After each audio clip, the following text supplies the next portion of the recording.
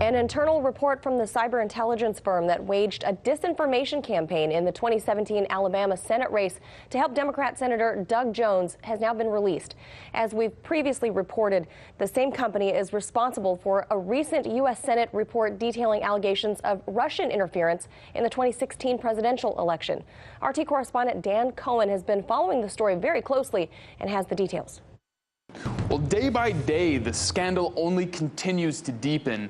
And this internal report from New Knowledge, the firm that ran these black ops against Alabama voters, they claim at least partial credit for the victory of Doug Jones. In New Knowledge's own words, they, quote, ran a digital messaging operation to influence the outcome of the Alabama Senate race and moved enough votes, then a redacted word or two, a Doug Jones victory. Now, that upends New Knowledge CEO Jonathan Morgan's claim that the operation didn't impact the race and never intended to. The report details how exactly New Knowledge carried out this campaign of mass deception, saying it targeted 650,000 Alabama voters by seeking to radicalize Democrats, suppress persuadable Republicans, and factionalize moderate Republicans. New Knowledge sought to move 50,000 votes. That's more than double the approximately 22,000 votes Doug Jones won by. Now, it's unclear how much of this is actually a result of New Knowledge's efforts, but we can be sure that the Alabama Attorney General will be looking into these statements and figures in the probe it announced on Thursday. The internal report also boasts that no media outlet managed or maybe bothered to expose their underhanded activities. Now, that includes the New York Times reporter Scott Shane, who learned about the story back in September when he spoke at an off-the-record meeting organized by the group American Engagement Technologies that helped make the campaign happen. Shane didn't report on this disinformation campaign until December. How's that for a conflict of interest? The report also lists a few pundits and reporters who partook in the campaign: Sarah Kendzior, Stephen Dennis, Joe Tacopino. Whether they took part wittingly or unwittingly, it doesn't say.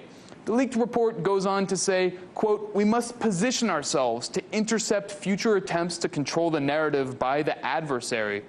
Who exactly the adversary is, they don't say. Is it Roy Moore? Is it right-wing media? Or the Russian scapegoat? Or perhaps their enemy is the voters of Alabama they sought to deceive. One thing we do know, the election of Senator Doug Jones is now marred by this elaborate deceit. Who answers for it? We'll have to wait and see. Reporting in Washington, Dan Cohen, RT. All right, and joining us to discuss this topic a little further, investigative reporter Ben Swan. Ben, thanks for being with us. So you heard Dan's report there.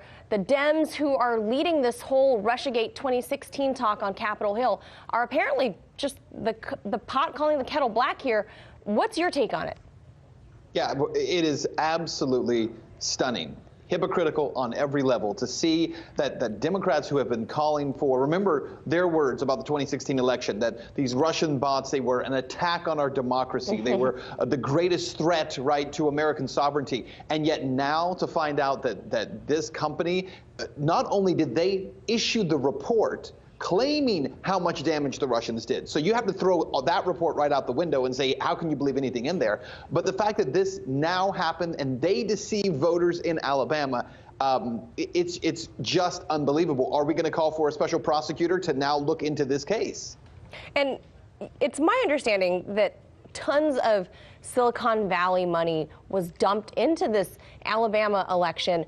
For example, Reid Hoffman of LinkedIn gave nearly $1 million to the group called American Engagement Technologies, who later allegedly passed that money off to New Knowledge, who then ran Project Birmingham, who credits themselves with this campaign against Roy Moore. So not only is this kind of noteworthy for the disinformation campaign, but isn't this just another example of dark money itself within campaigns?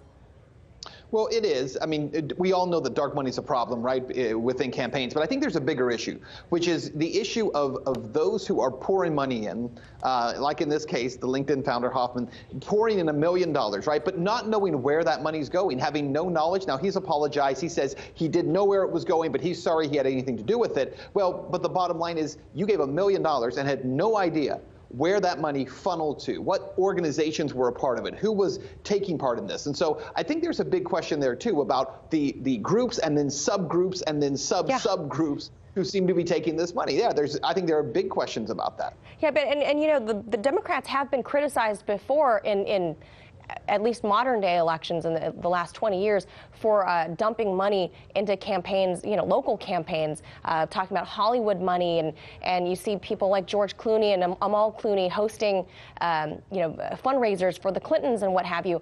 Can you talk to me a bit more about outside money interfering with local campaigns such as this? Well, look, it happens all the time. So I'm here in Georgia, and we've had a special election not too long ago. John Osman, who was running for Congress down here, he raised a record amount of money, and that money came from all over the country. In fact, the #1 ad that was run against him was that he had more donations coming from California than he did from right here in Georgia. So we see it happen often. I don't think it's problematic for people in other places to want to influence elections by putting money into them. I don't think that's necessarily the problem. I think the problem, again, are these organizations like New Knowledge, that are essentially working to disenfranchise voters because they're not interested in ultimately what voters want. They're not even really interested in the candidates. They're interested in the party system and maintaining control of those systems. Very true. Now, what sort of campaign rules, in your opinion, rules and reform need to happen in the way of disinformation, as this is kind of uncharted territory? At what point is Oppo research kind of just going too far? You know, it's a really good question. I think it's difficult, especially as a journalist, to advocate for how do you stop people from lying? Because that's really what we're saying here. We're saying, should you not be allowed to lie in an election or in a campaign? And I don't think that we want to do that. I think that it's too much of a slippery slope. I think what would be better is, going back to Dan's report, is if we had a media that was honest in this country, and we had a large-scale, diverse media that would challenge these ideas, that would push back on these concepts, who would not just take these baits like over the Russian issue with 2016, but then when they're learning of this, they ignore it or they hide it or they work with it. You know, and I want to make one other point. I know we're short on time, but just very quickly, I can't let it go that the Russian bots in 2016 reportedly paid for $100,000 in Facebook ads. That's what they were running in order to influence the election. It was called an attack on our democracy. In this case, it was also $100,000. But the difference was the 2016 presidential election, $6.5 billion went into that. Only $50 million went into this. And yet the media says, oh, it didn't influence this election at all. And I think it's a travesty. Right. I got to leave right there, Ben. I could go on for much longer, but I know. We can talk about this forever. As always, thank you so much for those insights, Ben Swan. Hey YouTube, thanks for checking out our channel. We hope you enjoyed the video. We have tons of content for you just like this. For more of RT America's one-of-a-kind news and analysis, be sure to subscribe and never stop questioning more.